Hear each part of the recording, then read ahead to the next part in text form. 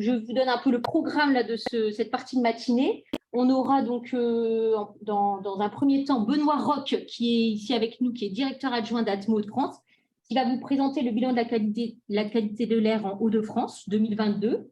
Il va vous parler émissions de polluants, concentration, épisodes de pollution, indice de l'air. Tout sera clair après son intervention et vous pourrez poser les questions à la fin de la présentation. Ensuite, Céline Morel, qui est référente territoriale à Atmo de France, que vous connaissez toutes et tous. D'ailleurs, vous connaissez aussi Benoît Roch, voilà.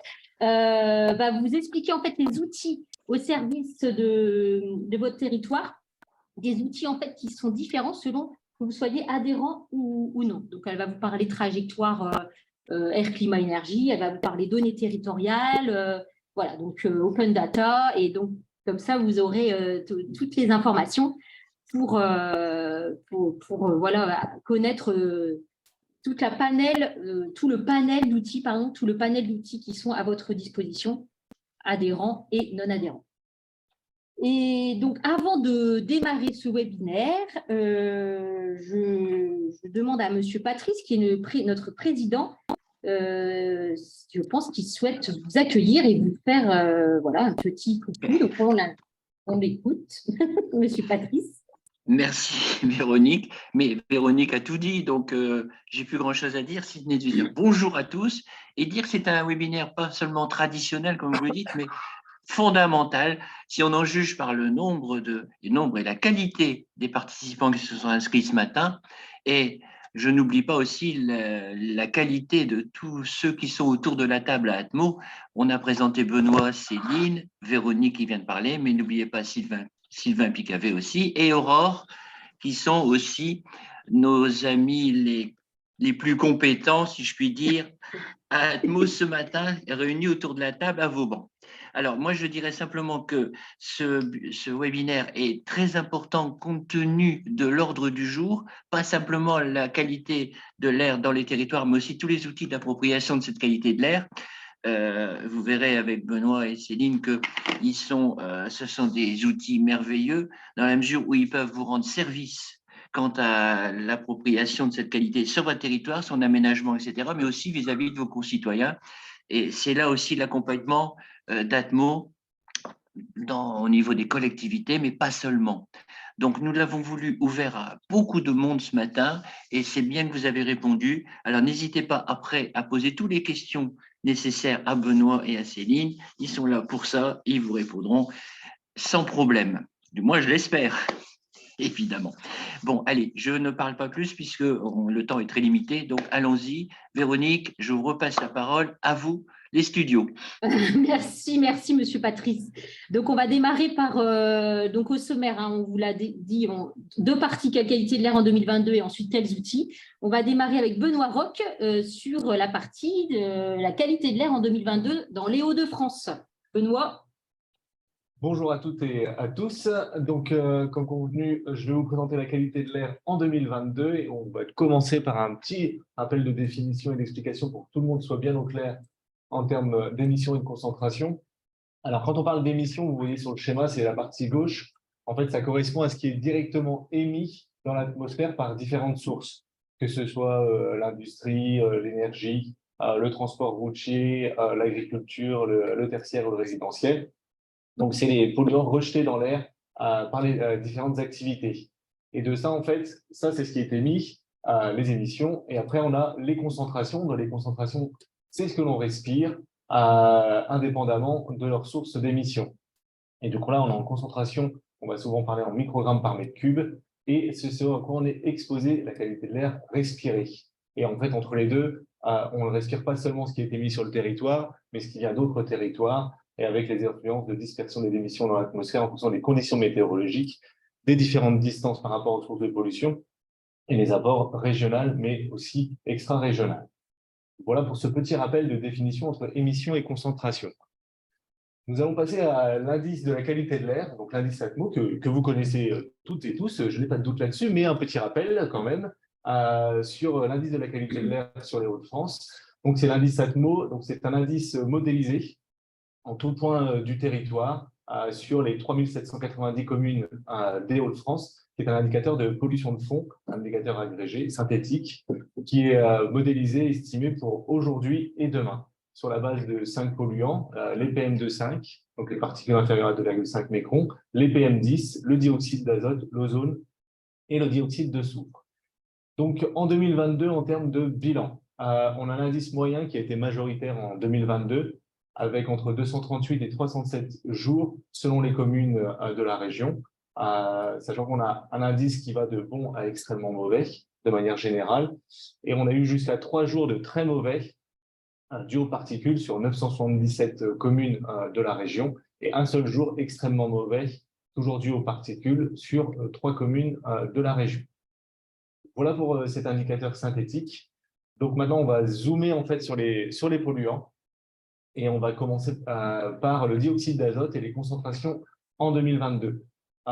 Du coup, le dioxyde d'azote, c'est un gaz toxique, irritant pour les bronches et qui peut engendrer des pathologies respiratoires. Donc sur la carte de gauche, en fait, vous voyez les concentrations moyennes annuelles estimées en dioxyde d'azote en 2022 sur les Hauts-de-France. Et ce qu'on peut constater de manière générale, c'est que sur le dioxyde d'azote ressortent bien évidemment les axes routiers principaux, les principales agglomérations, on a les concentrations les plus importantes sur la région et le reste des territoires ont les concentrations plus faibles.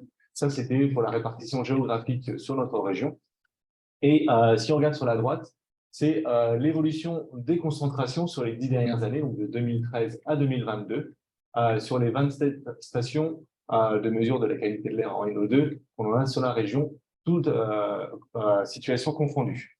Donc, ce qu'on peut constater, en fait, et vous voyez, c'est qu'on a une diminution de 2013 à 2022, même si entre 2021 et 2022, ça a plutôt stagné. On reste au-dessus des valeurs de recommandation de l'OMS, mais inférieur à la valeur limite. Et de manière générale, sur les dernières années, on a une baisse de 36% des concentrations en situation, en toute influence en moyenne, sur les stations sur la région Hauts-de-France en dioxyde d'azote. Ça, c'était ce qu'on a respiré en 2022 dans notre belle région. Maintenant, on va voir ce que nous avons émis, ce qui a été émis en dioxyde d'azote en région Hauts-de-France. Donc là, vous avez sur la gauche la répartition des émissions en oxyde d'azote réparties par EPCI sur le territoire en 2020. Alors, pourquoi on parle en 2020? Puisque c'est via l'inventaire des émissions, mais Céline vous présentera tout à l'heure les différents outils pour avoir plus de détails sur vos territoires.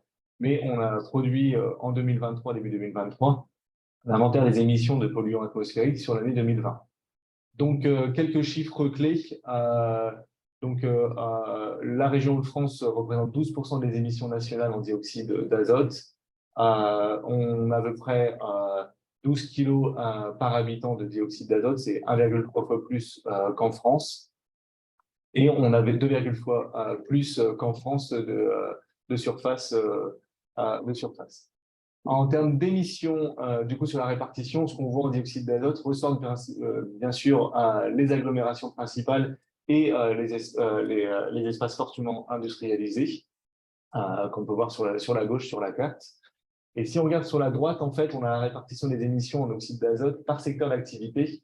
Et on voit que le premier secteur, en fait, sur la partie haute, le premier graphique, c'est pour les Hauts-de-France, et juste en dessous, c'est la France. Et en fait, sur les deux premiers secteurs d'activité, on a la même répartition en Hauts-de-France et en France, c'est-à-dire le transport routier qui ressort en premier et l'industrie qui ressort en deuxième. Et si on regarde en bas à droite, on a l'évolution chronologique des émissions en oxyde d'azote total sur le territoire et on constate une diminution entre 2008 et 2020 et même entre 2018 et 2020 des émissions d'oxyde d'azote sur notre territoire.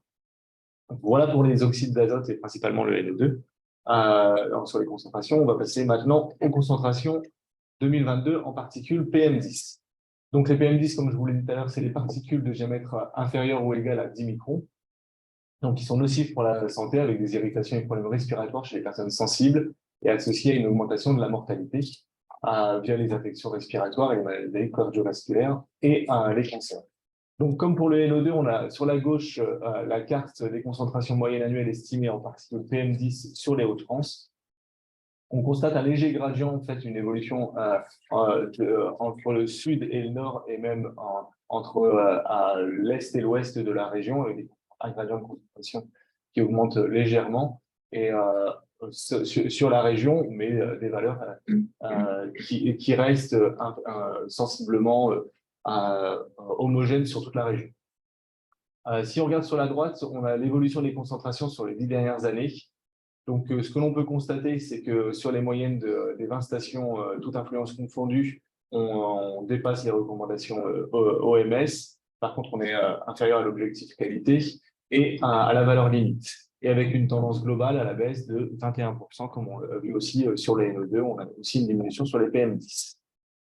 Si on parle maintenant en termes d'émissions, le territoire des Hauts-de-France représente 13,5% des émissions nationales et 1,5 fois plus qu'en France par habitant sur les émissions de PM10.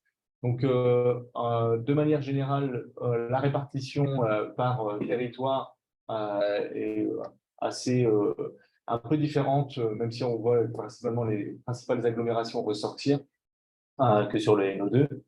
Mais si on regarde par contre sur la répartition des émissions en PM10 par secteur d'activité, on a un changement par rapport à la France, où la France, on a le résidentiel beaucoup plus qui sort en premier, et après quasiment équivalent à l'industrie et l'agriculture. En région de France, le premier secteur qui ressort, c'est l'agriculture, suivi ensuite du résidentiel, et après quasiment à égalité, le transport routier et l'industrie. Si on voit les évolutions aussi, on a une évolution aussi depuis 2008 à 2020, avec une diminution des émissions en PM10 sur l'ensemble de la région, avec un passage de 33,5 kilotonnes à 24,7 kilotonnes, et une diminution aussi entre 2018 et 2020. Voilà pour les particules inférieures à 10 microns. Si on passe maintenant aux particules inférieures à 2,5 microns, qui sont nocives aussi pour la santé avec les mêmes circuits. Juste un petit stand-by. Oui, apparemment, quelqu'un est bloqué sur la slide dioxyde d'azote. Est-ce que c'est le cas pour tout le monde ou pas? Est-ce qu'on a un souci de diffusion? Non, tout va bien. Tout va bien? Tout va bien pour tout le monde? Ça aurait été dommage de bloquer sur juste Voilà. les Tout va bien. Vous pouvez essayer de Les cliquer et slides passent revenir bien. peut-être. Oui, c'est ce que fait ce monsieur. Ok, voilà, C'est bon. à tout de suite. Pardon, bonne. Pas de souci. Du coup, sur la carte des concentrations moyennes annuelles estimées en particules PM2,5 en 2022, donc on a à peu près la carte sensiblement identique au PM10 avec ce gradient de concentration entre du sud au nord et d'est en ouest, avec une petite particularité qu'on peut voir en baie de Somme, mais sur lequel on est en train d'investiguer et tout, qui est lié vraiment à cette évolution, à des mesures qu'on a mis en place en termes de stations de mesure en PM2,5 sur 2022 et qui ont permis d'améliorer l'information et les travaux de modélisation sur le territoire. C'est pour ça que là, maintenant qu'on a ces informations-là, on va essayer d'investiguer un peu plus sur le pourquoi de cette tâche et on n'a pas encore la réponse à l'heure actuelle.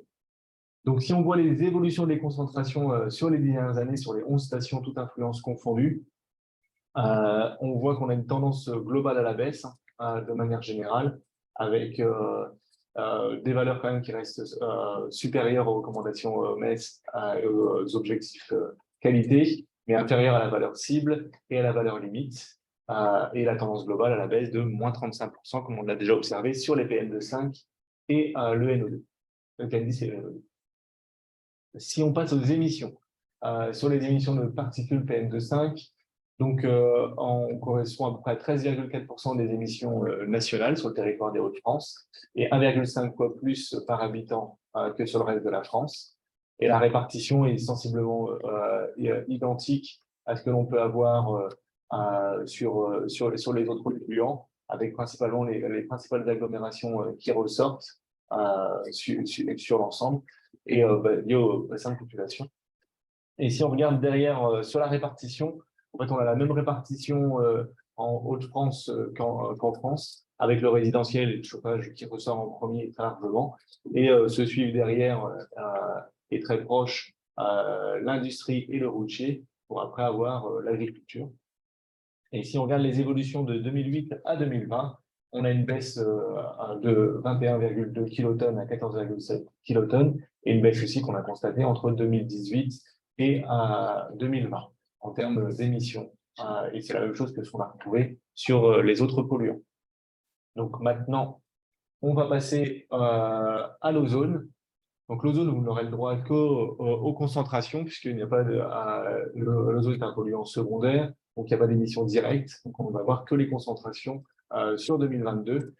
Donc, c'est un gaz agressé qui peut provoquer des toux, des altérations pulmonaires et irritations oculaires. Voilà. Donc, ce qu'on peut voir sur la gauche, c'est la carte du nombre estimé de jours de dépassement du seuil de protection de la santé pour l'ozone sur la région. Alors, contrairement à ce que je vous ai présenté jusqu'à présent, où on avait des concentrations en microgrammes par mètre cube des moyennes, là, on comptabilise le nombre de jours où on dépasse les 120 microgrammes par mètre cube en moyenne sur 8 heures glissantes, qui ne sont pas, voilà, et ce qu'on globalise sur les années. Mais là, on a seulement l'année 2022, et du coup, on comptabilise. Donc, on voit bien, en fait, une évolution et du nombre de jours avec une certaine homogénéité, même si là, contrairement à ce que je vous ai dit tout à l'heure, on a plutôt le sud et l'est de la région qui sont plus touchés en termes de nombre de jours, avec le dépassement des 120 microgrammes en moyenne sur 8 heures. Et si on regarde sur le graphique de droite, l'évolution des concentrations en ozone sur les 10 dernières années, sur les 22 stations, on voit, contrairement aux autres polluants, en fait, une augmentation des concentrations entre 2013 et 2022, ou avec une augmentation même entre 2021 et 2022, avec une hausse globale de 15% sur les concentrations en ozone. Mais voilà, c'est une tendance nationale, comme les diminutions sont aussi une tendance nationale pour les autres polluants, sur l'ozone aussi, c'est une tendance nationale en termes d'augmentation. Sur les polluants mesurés et la question autour de la réglementation, là pour l'instant on vous a présenté l'évolution géographique et l'évolution temporelle sur notre territoire. Et là, l'objectif c'est de vous présenter les polluants face à la réglementation. Donc en fait, il y a sur l'ensemble des polluants, on va dire sur le dioxyde d'azote, on va commencer. On respecte les valeurs réglementaires sur la région en 2022 et on n'a pas eu d'épisode de pollution. Sur les particules PM10, on respecte aussi la valeur réglementaire sur la région en 2022. Et par contre, on a eu des épisodes de pollution, mais je vous en parlerai juste après. Et sur les PM2,5, on ne respecte pas la valeur réglementaire en lien avec l'objectif de qualité. Et par contre, ce n'est pas concerné puisqu'aujourd'hui, les PM2,5 ne rentrent pas dans les polluants sur les épisodes de pollution. Sur l'ozone, on ne respecte pas la valeur réglementaire en lien avec l'objectif à long terme. Et on a aussi des épisodes de pollution. Et sur le dioxyde de soufre, par contre, on respecte les valeurs réglementaires et on n'a pas eu d'épisode de pollution. Sur le monoxyde de carbone, le benzène et le benzoapyrène, on respecte les valeurs réglementaires en 2022 et il n'y a pas d'épisode de concerné. Ce n'est pas concerné en termes de polluants. Et sur les métaux lourds, on a un dépassement de la valeur cible en nickel, mais il n'y a pas d'épisode de pollution en lien au fait que ce n'est pas concerné par les épisodes de pollution. Voilà, au-delà de ces polluants qu'on vous a présentés, il y a d'autres polluants que l'on mesure qui ne sont pas réglementés pour autant, que ce soit les pesticides, les particules ultrafines, le carbone suie, voilà, toute une liste de polluants qui sont liés aux polluants d'intérêt sur la région et aux enjeux sur le territoire. Voilà sur la réglementation autour des polluants. Donc, comme je vous l'ai promis, le petit zoom sur les épisodes de pollution en 2022, où là, on constate de manière globale qu'on a 23 jours d'épisodes de pollution en 2022, avec 19 jours sur le département du Nord, 17 jours sur le Pas-de-Calais, 7 jours sur la Somme, 5 dans l'Oise et 0 dans l'Aisne. Ça, c'est la répartition par département. Et si on regarde la répartition aussi par polluant, on a eu 19 jours d'épisodes de pollution en particules PM10 et 4 jours sur l'ozone. Et si on regarde en termes de seuil maintenant, on a eu 22 jours de dépassement du seuil d'information et de recommandation, qui est le premier seuil de déclenchement, et 1 jour de dépassement sur le seuil d'alerte. Et si on regarde la répartition temporelle sur l'année 2022, on constate qu'on a eu, sur la période de janvier à mars et décembre, donc la période plutôt hivernale, on a les épisodes particules, et on a eu derrière aussi les épisodes particules sur l'été et des épisodes d'ozone sur la phase estivale, puisque c'est un polluant, l'ozone qui est créé grâce au soleil, à la chaleur, et en termes de création par rapport à la dégradation d'autres polluants primaires. Voilà pour le bilan 2022. Donc maintenant, si on zoome sur la suite, sur l'évolution des épisodes de pollution en Haute-France. Donc, si on regarde en 2022, on a eu 22 jours, en 2021, 21, et sur les années précédentes, on tourne entre 22 et 46 jours. Donc, l'année 2022 est une année relativement classique par rapport aux années précédentes. Et si on regarde l'évolution du nombre de jours de dépassement répartis dans l'année, en fait, on a le même schéma que ce que vous avez dit juste avant, c'est-à-dire des épisodes en particules plutôt toute l'année, en fait. Toute l'année. Des épisodes en ozone plutôt sur la phase estivale, et avec une particularité qu'on a en région, c'est qu'on peut avoir des épisodes simultanés en particules et en ozone sur la période estivale. Voilà sur le bilan sur les épisodes de pollution et sur le bilan de la qualité de l'air. Merci. Merci Benoît. Donc je vois qu'on a des questions dans le fil de discussion. On va répondre à vos questions à la fin de la présentation, mais on ne vous oublie pas, on a bien en tête vos questions, notamment sur l'ozone, mais je pense que Benoît a déjà répondu en partie à la question. Donc on va passer aux outils au service de votre territoire avec Céline Morel, référente territoriale à Atmo de France, qui va vous présenter donc le panel d'outils que vous avez à votre disposition, que vous soyez adhérent ou pas. Alors, merci Véronique. Donc, effectivement, par rapport à ce qui a été exposé notamment dans le bilan par Benoît donc, sur la qualité de l'air 2022, donc on a des éléments autour de tout ce qui était mis sur le territoire des Hauts-de-France. Donc, on a la mise à disposition de données d'émissions pour justement permettre de faire un état des lieux sur l'ensemble du territoire des Hauts-de-France ou sur les territoires en particulier. Donc là, on peut avoir accès donc, à des données qui vont être téléchargeables. Donc, on a deux portes d'entrée dans un premier temps, en tout cas, sur de la donnée un peu brute plutôt, avec sur notre open data donc un certain nombre de données, mais notamment donc, celles sur les émissions en polluants atmosphériques qui sont reprises ici sur le portail, donc avec des flux là qui sont mis à disposition. Et on est vraiment là sur les émissions de polluants atmosphériques. Et voilà, sachez qu'il y a aussi d'autres flux qui peuvent être disponibles sur les données mesurées ou d'autres éléments, mais là, on se concentre vraiment sur la question des émissions. Donc là, c'est vraiment accessible ici sur ce biais-là et c'est mis à disposition d'un flux, donc qui peut être téléchargé et intégrable sur différents dispositifs.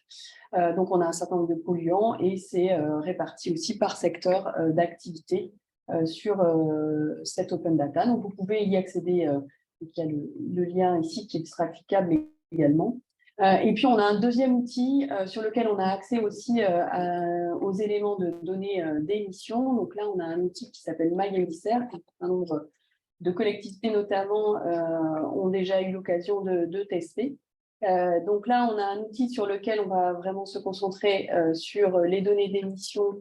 Donc là, on est plutôt sur une base de données qui peuvent être téléchargées. On a les polluants atmosphériques qui sont repris ici et également les gaz à effet de serre.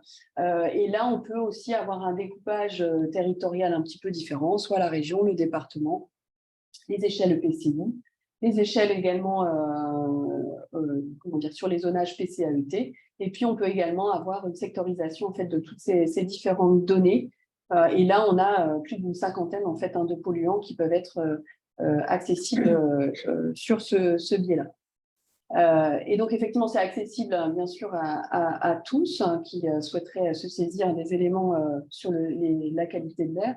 Néanmoins, effectivement, on a quand même un privilège pour nos adhérents, c'est vraiment d'avoir aussi la possibilité d'avoir ce détail au-delà de l'échelle de l'EPCI, le détail aussi communal, et puis pouvoir aussi zoomer un peu plus sur certains secteurs pour permettre d'affiner encore plus le diagnostic des territoires. Et donc là, on a aussi une autre plateforme donc, autour de la donnée, toujours autour des données plutôt d'émission. Donc, une plateforme qui a déjà fait l'objet d'un webinaire, mais on vous rappelle effectivement cette plateforme TRACE pour trajectoire air, climat, énergie. Donc là, l'idée, c'est aussi de pouvoir rassembler toutes les données autour voilà, des questions de l'air, du climat et de l'énergie. Donc, on va retrouver les polluants atmosphériques, les gaz à effet de serre et également tout ce qui va être la consommation et la production d'énergie.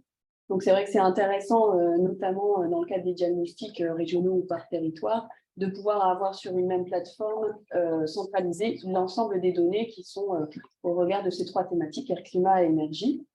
Et donc là, on est plutôt sur, tout à l'heure, on était un peu sur de la donnée brute, soit sur des flux ou des bases de données. Ici, on est également sur de la visualisation de données. Donc, on va déjà mettre en place aussi un certain nombre de graphiques, de cartographies qui vont permettre de pouvoir se projeter aussi sur les trajectoires et notamment les échéances réglementaires qui sont attendues sur ces questions d'air, de climat et d'énergie.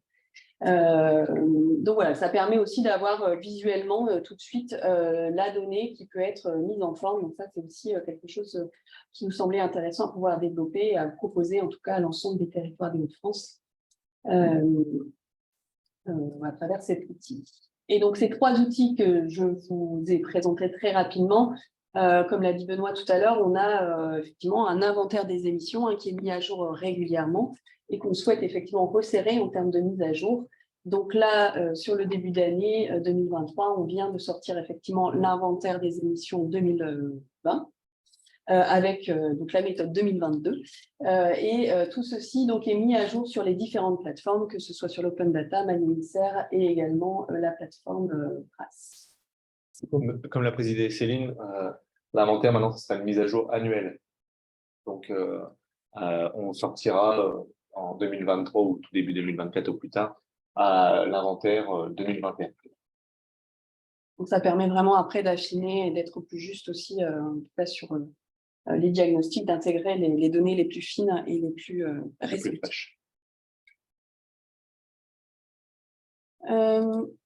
Vous dire aussi que c'est également en disposition, donc à mise à disposition, donc les bilans territoriaux. Donc là, on est vraiment sur des outils plutôt d'information sur la qualité de l'air. Donc globalement, ce que vous a présenté Benoît sur le bilan qualité de l'air 2022, eh bien, il est proposé donc en format PDF 4 pages à l'échelle de chaque territoire et collectivités qui sont adhérentes.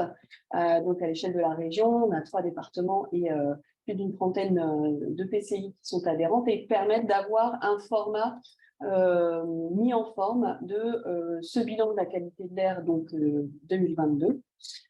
Donc ça permet, voilà, en première page, on reprend les éléments qui sont liés aux indices et aux épisodes de pollution, avec le petit mot du président pour l'accueil et la présentation en tout cas de ce bilan. Sur les pages intérieures, donc les pages 3 et 4, donc là on va reprendre les principaux polluants qui ont été respirés en 2022. Donc là également on va retrouver le dioxyde d'azote, l'ozone et les particules PM10 et PM2,5. Donc là on regarde effectivement les concentrations des polluants, puisque là c'est vraiment sur ce qu'on respire, et on fait un focus également sur quelques autres polluants qui peuvent être mesurés particulièrement sur certains autres territoires. Et il y a également, bien sûr, les explications sur les valeurs réglementaires et les recommandations sanitaires qui sont reprises en bas de page de la 3e page de ce PDF. Et puis, sur la dernière page, eh bien là, on regarde effectivement ce qui a été rejeté sur le territoire, avec les évolutions des émissions aussi depuis 2005 et une répartition, comme on l'a vu également dans la présentation juste avant, donc des émissions par secteur d'activité. Et on évoque aussi les pistes d'action pour continuer ou en tout cas persévérer dans les objectifs qui sont à atteindre, que ce soit sur le territoire ou à l'échelle nationale. Et donc, tout ceci, vous aurez en tout cas la possibilité de pouvoir télécharger. Voilà. Sur le bas, donc on a effectivement un lien qui permettra d'accéder à l'ensemble des bilans territoriaux par EPCI. Et donc, vous pourrez aller visualiser ce 4 pages. Ce 4 pages est complété par un bilan régional, donc là, qui est en ligne sur notre site Internet. Et l'idée, c'est vraiment d'aller plus loin sur certains éléments, certains aspects, et surtout d'être également en mode dynamique, puisque là, les cartes sur les PDF sont figées. Mais sur ce bilan régional, vous avez la possibilité d'aller zoomer, notamment sur les cartes de concentration. Voilà. Merci. Donc, on a un site internet qui est dédié pour ce bilan régional, donc il est en cours de finalisation, mais on est vraiment sur cette même logique qui a été indiquée dans les bilans territoriaux pour aller plus loin sur l'information. Donc, on a vraiment la partie l'air au quotidien avec les indices de la qualité de l'air et les épisodes de pollution. Et ensuite, on a une partie sur les principaux polluants respirés en 2022. Donc, on reprend les mêmes éléments. Ce qui est intéressant, c'est que là aussi, on va avoir vraiment aussi cette tendance qui va être reprise et expliquée aussi, tendance régionale, pardon, et puis l'évolution depuis 10 ans sur ces éléments-là, et également donc une partie sur tout ce qui va être émis sur le territoire. Donc là également, vous aurez l'accès à ce site internet et sur lequel on reprend également les bilans territoriaux, donc les 4 pages précités juste avant. On a également d'autres outils très rapidement qui sont également disponibles. Là, on est plutôt sur la cartothèque. Donc là, on va être plutôt en lien avec les concentrations.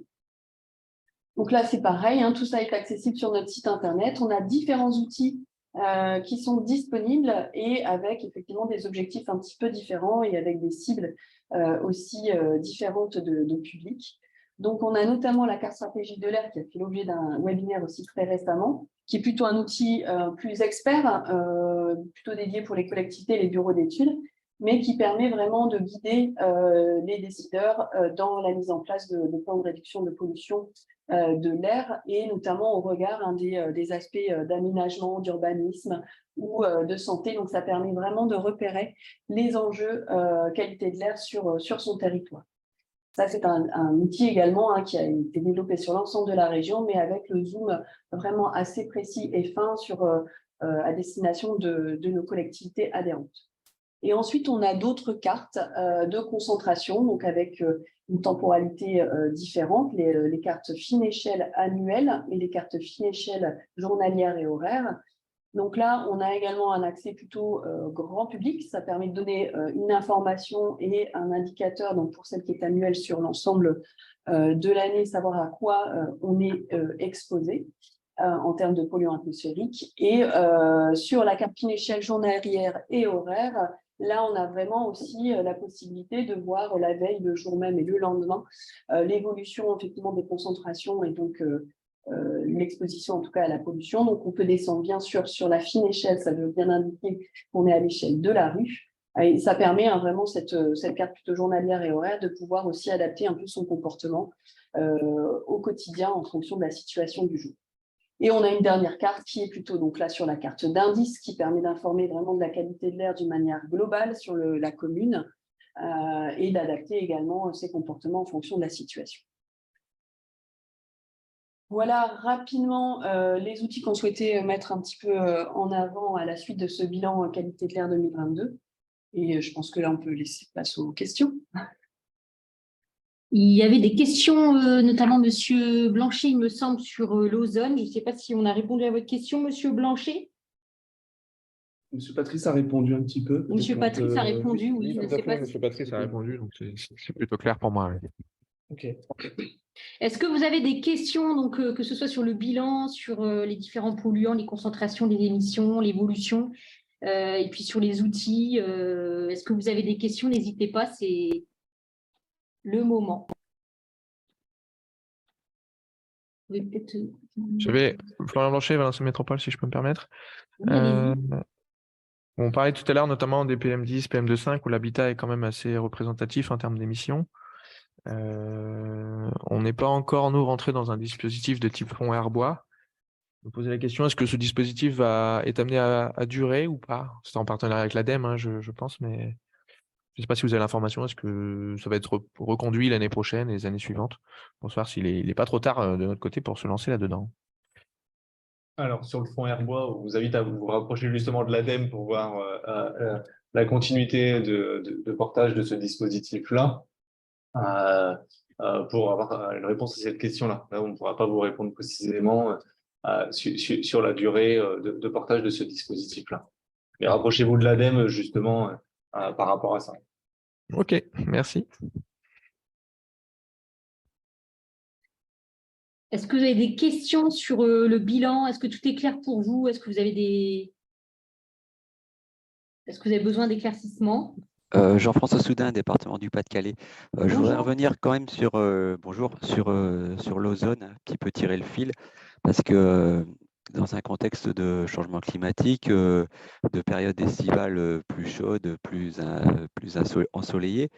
En termes de communication, on voit bien que sur le fond, la pollution à l'ozone augmente, mais en termes d'émissions, le collègue de Valenciennes disait que c'est vrai, on a l'impression que tous les précurseurs diminuent. Alors, quels sont les leviers d'action contre cette pollution? Est-ce qu'il en existe vraiment ou est-ce qu'il faut se contenter de comment faire pour limiter son exposition? Qu'est-ce qu'on a comme élément de langage autour de la pollution à l'ozone? Ça, c'est la première chose. Et est-ce que la pollution à l'ozone est la seule pollution photochimique notable? Alors, quand j'ai fait mes études il y a une trentaine d'années, ça commence à dater, on parlait du peroxyacétylnitrate comme pollution photochimique. Il n'y avait pas que l'ozone. Et aujourd'hui, j'entends parler que de l'ozone. Est-ce qu'il y a d'autres polluants photochimiques qui pourraient éventuellement poser un problème? Alors, pour répondre à la question sur l'ozone et sur les éléments, justement, en fait, ça fait partie des questionnements qu'on a même à l'échelle nationale sur à l'augmentation des concentrations en ozone de manière générale, en lien avec aussi le changement climatique et d'autres aspects. Et ce qu'on souhaiterait faire en région de France, c'est justement aller investiguer un peu plus la question des précurseurs et des concentrations, certes on a les émissions et les concentrations aussi sur les précurseurs et l'évolution de la photochimie autour de ces précurseurs-là pour maintenant à créer de l'ozone dans les conditions qu'on peut avoir. Et du coup, voilà, c'est un vrai sujet. Après, sur les éléments, on sait que de manière générale, il faut diminuer les deux précurseurs principaux, c'est le NO2 et les COV. Pour avoir des diminutions en ozone, il faut diminuer sur les deux, que ce soit sur les COV et le NO2. Pour autant, voilà, il y a besoin d'investiguer un peu, continuer à investiguer, intensifier aussi la question de l'observation des précurseurs de l'ozone pour mieux comprendre en fait et mieux arriver à donner des éléments d'information sur sa création et mieux expliquer en fait ses évolutions. Et comme tu le disais, c'est vrai qu'on a des diminutions sur les émissions sur le NO2 et sur le CO2, mais se pose la question en fait de précurseurs de manière générale. Et aller investiguer ça pour nous aider à mieux comprendre et mieux expliquer et vous fournir justement les éléments d'information qui vous aideront à prendre les bonnes décisions sur vos territoires. Et après, sur les autres, justement, si tu parlais aussi des questions des autres polluants photochimiques, bah, ça pose la question et les travaux qu'on veut mener aussi avec toute l'adaptation au changement climatique et toute l'évolution qu'il va y avoir et quels polluants demain on va devoir investiguer ou rechercher. Et ça fait partie des travaux que l'on veut mener aussi en lien avec les polluants d'intérêt régionaux qui seront investigués demain. Mais pour l'instant, le champ reste encore vaste et à rechercher aussi, même si on a des pistes sur ces sujets-là. Merci Benoît. On a une autre question. Quelles sont l'actualité en dehors du bilan présenté ce matin? Avez-vous des infos sur un passage éventuel des fumées d'incendie du Canada sur les Hauts-de-France? C'est Monsieur Rivalin du Courrier Picard. Alors, sur les modélisations internationales qui ont été faites avec le passage, c'est sûr qu'on entend depuis hier ou même avant-hier l'arrivée du nuage de particules en lien avec l'incendie, les forts incendies au Canada. Alors, il semblerait qu'on devrait être touché sur notre région peut-être d'ici demain ou après-demain, mais on ne manquera pas de vous tenir informé de ces évolutions-là et de l'arrivée de ces concentrations, avec une évolution des concentrations sur les particules, le cas échéant. Mais pour l'instant, voilà, ça sera peut-être demain ou après-demain et on tiendra au courant. Est-ce qu'il y a d'autres questions? N'hésitez pas. N'ayez pas peur.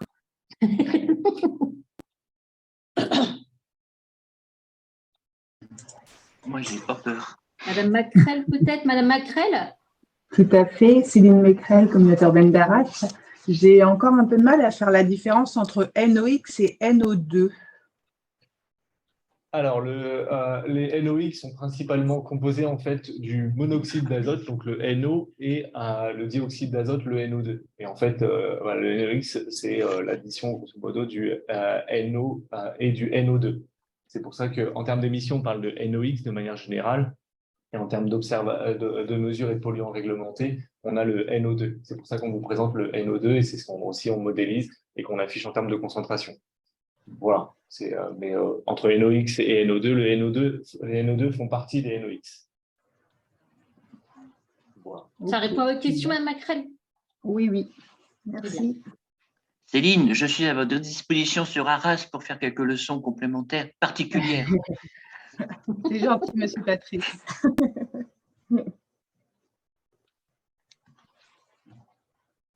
Est-ce qu'il y a En d'autres attendant questions? que tout... Ah, Ah, pardon. pardon.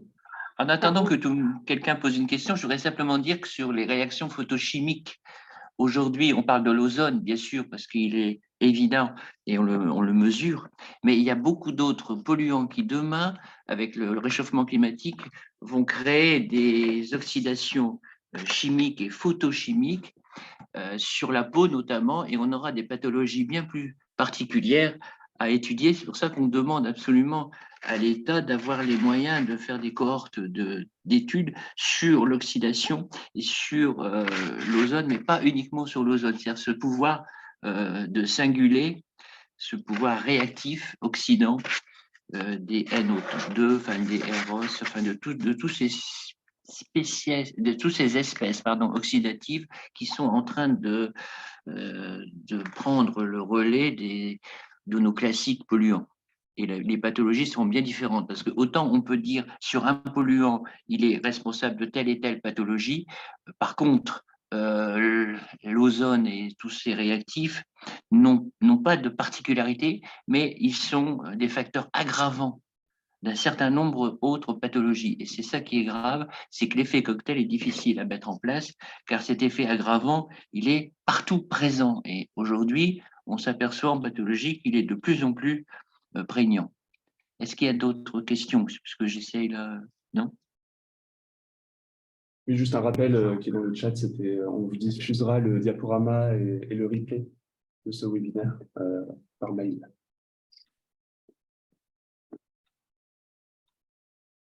Est-ce qu'il y a d'autres questions sur tout ce qu'on vient de dire? On a été très clair. N'hésitez pas. Hein. Ah oui, Benoît et Céline ont été trop clairs. 9h46. Non, on est flattés. On est flattés, on a été très clair. On a clair. tenu l'horaire du 9h, 9h45. On va Voilà.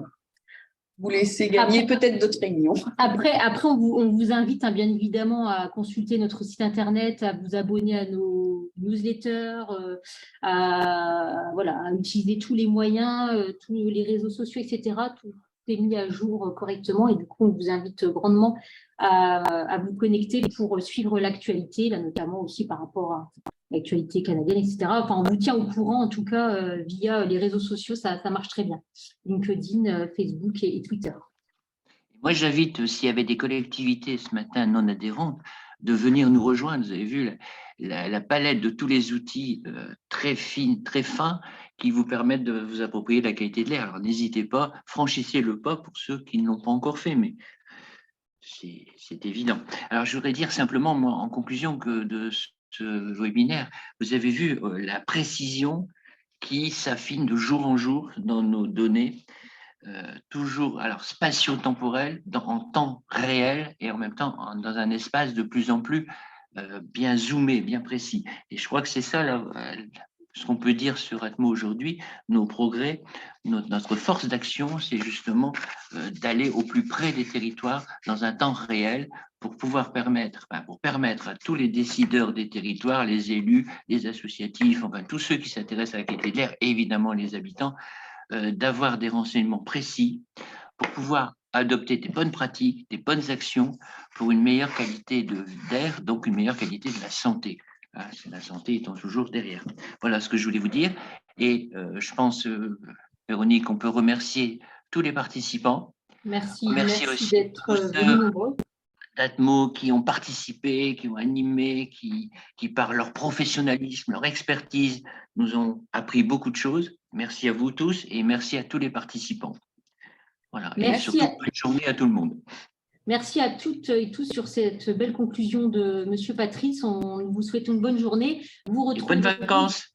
pour tout le monde. On vous envoie, oui, aussi vous dire que bientôt, début juillet, on vous transmettra les nouvelles dates des webinaires de septembre à décembre. Tous les mois, vous aurez donc une proposition de webinaire de septembre à décembre. Donc voilà, le rendez-vous à peu près, c'est ça, hein, fin du mois, un rendez-vous traditionnel sur différents sujets. On va parler implication citoyenne, pollen, sensibilisation avec les microcapteurs, etc. Beaucoup de sujets très intéressants. Donc, la dynamique territoriale, Céline, qui est à côté de moi, va vous transmettre les dates début juillet. En attendant, bonnes vacances, faites attention au soleil, ne vous exposez pas trop. C'est toujours dangereux. Merci. Bonne journée. Bonnes vacances, au Bonne journée à revoir. tout le monde.